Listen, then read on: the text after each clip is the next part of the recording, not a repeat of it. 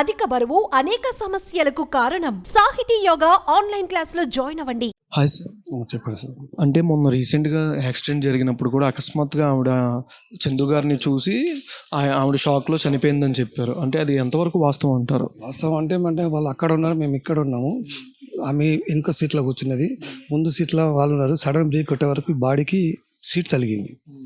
అది సార్ అంటే ఇప్పుడు చందు గారు నార్మల్గా అప్పుడు యాక్సిడెంట్లోనే బోన్స్కి స్కల్కి సంథింగ్ డ్యామేజ్ అయింది. సగం కొన్నిసార్లు మర్చిపోతున్నాను, కోపంతో అద్దం పగలగొట్టేస్తున్నాను, డోర్లు పగలగొడుతున్నాను చెప్పారు మొన్న.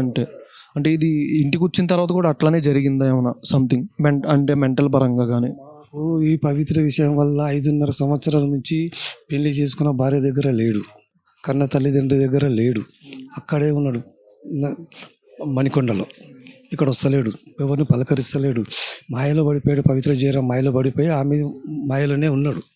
మన 16వ తారీఖు రోజు వచ్చి చెప్పాడు, మా అందరి సమక్షంలో మాట్లాడాడు. నేను ఇటువంటి పిచ్చి పనులు నేను ఏం చేసుకోను, కాదు నువ్వు చెప్తున్నావు 2 రోజుల్లో నేను ఉంటా, తర్వాత నేను ఉండను అని చెప్పాడు. ఆ భయంతో మేము నిన్నంతా ఏడ్చుకుంటూ కూర్చున్న. ఫోన్ చేస్తే ఫోన్ లిఫ్ట్ చేస్తలేడు. సాయంత్రం 4 గంటలకి ఒక 2-3 5:30 ఆమె మాయలో పడిన అక్కడే అయిపోయాడు. అయితే నిన్న సాయంత్రం వరకు ఫోన్ చేస్తే ఎన్ని ఫోన్లు చేసినా లిఫ్ట్ చేస్తలేడు. లిఫ్ట్ చేయ వరకు అనుమానం వచ్చి మణికొండకు 2-3 పిల్లలు పంపించాం. ఆ రూమ్ దగ్గర ఫోన్ పెడితే రింగ్ అవుతుంది లోపల నుంచి గడే ఉన్నది. ఆ వాచ్మెన్ పిలిచాడు. ఆ పిల్లలు పిలిస్తే, సార్ ఇక్కడ నుంచి శబ్దం వస్తుంది ఫోన్ది, మరి లోపల నుంచి గుళ్ళెం ఉంది, మరి ఏం చేయమంటే ఒక తన్నుదనండి అని వాళ్ళు ఆ పని చేసిన తర్వాత పోలీసు వాళ్ళు చెప్పారు, ఆ పని చేయకండి అని చెప్పి. ఎవరైనా వాళ్ళ ఓన్ పేరెంట్స్ రావాలా, అది యాజ్ పర్ వాళ్ళ ఓన్ పేరెంట్స్ వచ్చిన తర్వాతే మీరు లోపడిపోయి హక్కు ఉన్నంతవరకు లేదని చెప్తే మేము దారిలో ఉన్నాం. ఇక్కడ నుంచి 5 గంటలకు వెళ్తే 8:45కి చేరినాం అక్కడికి. అప్పటి వరకు వాళ్ళు ఆపారు, పోలీసు వాళ్ళు ఉన్నారు. పోయిన తర్వాత ఎవరు బాబు మీరు అంటే ఇట్లా సంగతి, నేను మా కొడుకు సార్ అయినా ఏం చేస్తామంటే మేము ఇక్కడ దోబీ పని చేస్తాము, ఇక్కడ ఉంటామంటే రెజిమెంటల్ బజార్, మీరు ఓన్ నేటివ్ ప్లేస్ అయినా అంటే ఓన్ పుట్టి పెరిగింది ఇక్కడనే సార్ అని అతను చెప్పిన తర్వాత 2 పోలీసులు కానిస్టేబుల్ వచ్చి అతని బాడీ దగ్గర తీసుకెళ్లారు. చూపించిన తర్వాత అది 10:30-11 మధ్యలో జరిగింది. లోపడే ఉన్నాడు అతను. ఎవరు పట్టించుకోలేదు, ఎవరు చూడలే. మేము సాయంత్రం కూడా పోయే వరకు లేకుంటే కూడా అది అంతే, తెలిసేది కాదు ఎవరికి. ఇక్కడ అంటే లాస్ట్గా ఎవరితో మాట్లాడినా, మీతో ఇంట్లో వాళ్ళతో కానీ ఎవరితోనా? మా డాక్టర్తో ఎక్కడ పోతున్నాను అంటే, నేను ఎల్ఐసి ఇన్సూరెన్స్ చేసేది ఉంది, లక్కడి కప్పులు పోయి వస్తామ్మా, ఎక్కడ పోను, మళ్ళీ తొందరగా వస్తాను చెప్పిపోయింది. అదే లాస్ట్ మాట మా డాక్టర్ తోటి.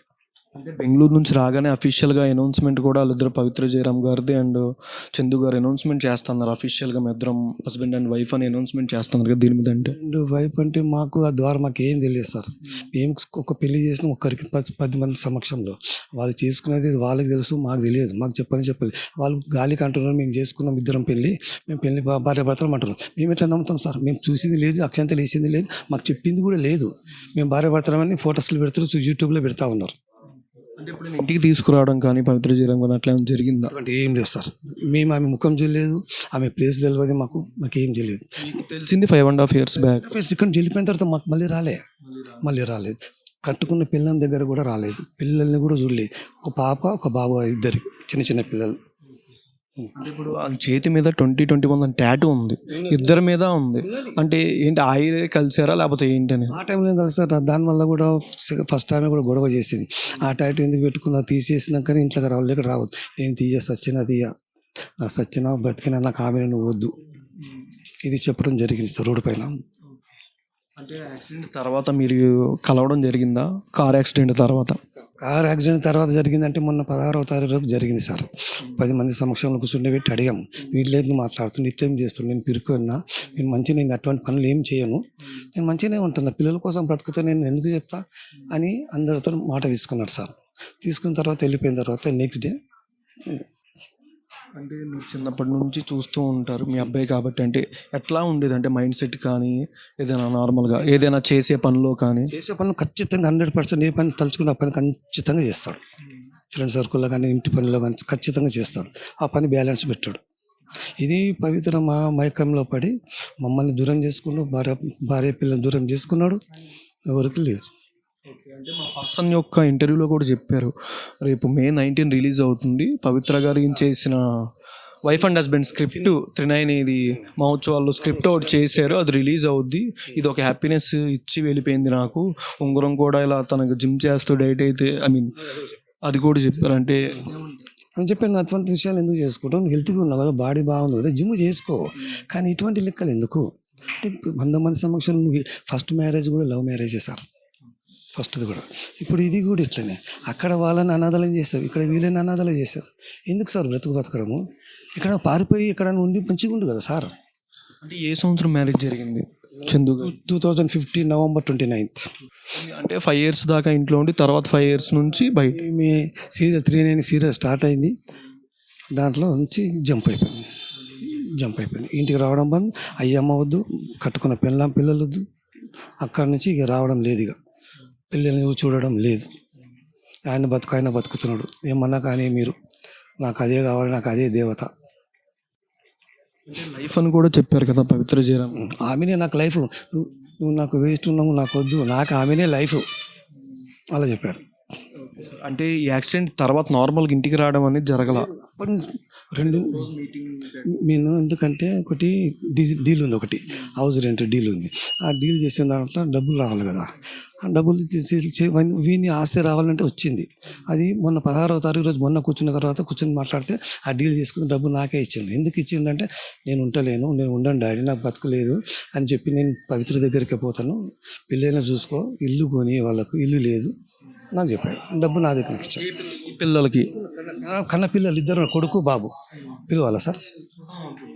సార్ అంటే ఇప్పుడు రీసెంట్గా ఆ మీటింగ్ తర్వాత మళ్ళీ ఇంక కలవలేదు, ఓన్లీ మీరు ఆయన 18th. ఓకే, 2 రోజులు.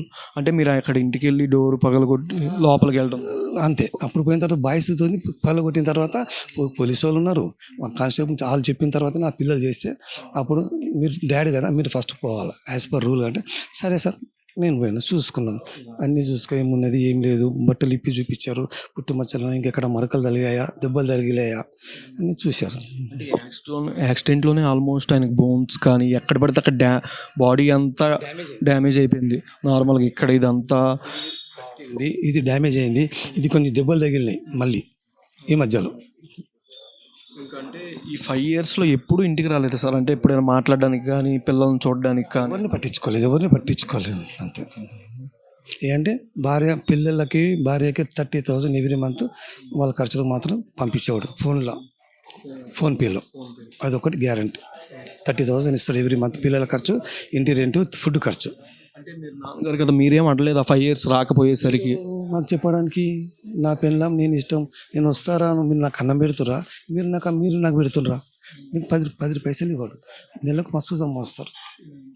ఇది ఇంతకుముందుకు ఈ శిల్ప అనే ఆమె కూడా జీకే మేనేజర్, ఆమె డబ్బులు మస్తు సంపాదిస్తారు. మాకు ఒక టిఫిన్ పెట్టారు, ఒక 10 పైసలు ఖర్చుకి ఇవ్వరు. అలాంటప్పుడు మేమేం చేస్తాం సార్? సీరియల్ ఆర్టిస్టులు ఎవరైనా మీకు హెల్ప్ చేయడం కానీ వచ్చి రావడం కానీ జరిగిందా? రాలేదు సార్, ఇంతవరకు అయితే రాలేదు. ఇవాళ ఇంకా బాడీ వస్తే చెప్పలేము సార్, బాడీ వస్తే రావచ్చు, ఇట్లా మీలాగానే రావచ్చు. రాత్రి ఇట్లనే చేసారు, మాకు ఆడికి వచ్చారు ఇలాగే రాధమ్మ సీరియల్ 3 సీరియల్ వాళ్ళు వచ్చారు. మేము ఇక్కడ ప్రొడ్యూసర్ డైరెక్టర్ అన్నారు సార్, ఇప్పుడు మేము ట్రెడిషన్లో ఉన్నాము, మాకు టెన్షన్ ఉంది, మాకు బాగాలేదు, ఇప్పుడు రేపు మాట్లాడతాం సార్ అని చెప్పి తప్పించుకొని మేము 2:30 అయింది ఉస్మానియాలో, అక్కడి నుంచి వచ్చేసిన సార్, వచ్చేసి ఇక్కడే ఉన్నాయి, ఎక్కడ పోలే. సుమన్ టీవీలో మీ పర్సనల్ అండ్ బిజినెస్ ప్రమోషన్స్ కోసం కింది నెంబర్కి కాంటాక్ట్ చేయండి.